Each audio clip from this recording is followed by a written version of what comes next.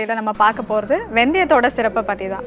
இந்த வெந்தயத்தை நம்ம ரெகுலராக சாப்பிட்றது அந்த அளவுக்கு நல்லது. ஏன்னா இந்த ஒரு டேபிள் ஸ்பூன் வெந்தயத்திலே பார்த்தீங்கன்னா ஒரு 3 கிராம் அளவுக்கு ஃபைபர் வந்து ரொம்ப ஈஸியாக கிடச்சிரும். பொதுவாகவே இப்போ டயபெட்டிஸ் பேஷண்ட்ஸ் பார்த்தீங்கன்னு வச்சுக்கோங்களேன், டயட்டிஷியன்ஸ் கிட்ட போனாலும் சரி, இல்லை டாக்டர்ஸ் கிட்ட போனாலும் சரி, இன்சுலின் மாத்திரை எது சஜஸ்ட் பண்ணாலும் அது கூடவே சேர்த்து இந்த வெந்தயத்தையும் எடுத்துக்க சொல்லுவாங்க. வயிறு சம்மந்தப்பட்ட எந்த பிரச்சனையாக இருந்தாலும், இப்போ இரைப்பையில் வந்து புண்ணு இருக்குது, இல்லை நெஞ்செரிச்சல் இருக்குது, வயிறு உப்புசம் இருக்குது, கான்ஸ்டிபேஷன் ப்ராப்ளம் இருக்குது, இந்த மாதிரி எந்த கம்ப்ளைண்ட்ஸாக இருந்தாலும் தினசரி ஒரு டீஸ்பூன் இல்லை 2 டீஸ்பூன் அளவுக்கு நீங்கள் வெந்தயம் தொடர்ந்து சாப்பிட்டுட்டு வந்தீங்க அப்படின்னாக்க இந்த ப்ராப்ளம்ஸ் எல்லாம் எப்போவுமே வராமல் உங்களால் வந்து ப்ரிவெண்ட் பண்ண முடியும். ப்ளஸ் இதில் இருக்கிற ஒரு மெடிசினல் ஃபேக்டர்னால உங்களோட கொலஸ்ட்ராலும் பார்த்தீங்கன்னா நல்ல கண்ட்ரோலில் வந்து வச்சுக்க முடியும்.